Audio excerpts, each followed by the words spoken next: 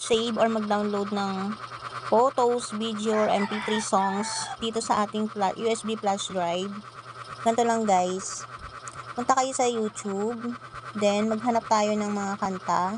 Halimbawa is, ano bang kanta yung maganda? Halimbawa itong TikTok mashup guys. Ayan, viral dance ng 2025. Share natin. I-copy link natin siya guys. Once na-copied natin, punta tayo sa Google. Sa Google natin, search tayo doon ng YouTube Video Downloader. Then, doon natin ipipaste yung link na kinapi natin. Ayan. Magbe-verify niyo siya.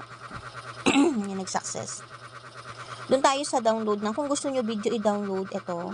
Pero sa atin, MP3 lang. Kasi kailangan lang ng father ko is yung music. Once na hindi siya nakakonect sa Wi-Fi. Download natin. Download now.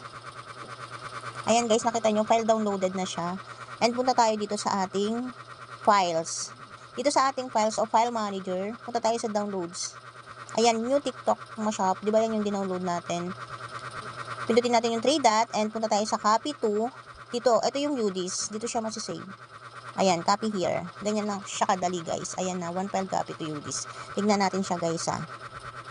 Punta tayo sa, ayan, ito yung UDIS. Ayan. Ayan na siya. Ito na siya guys, yung dinownload natin. Patugtugin natin.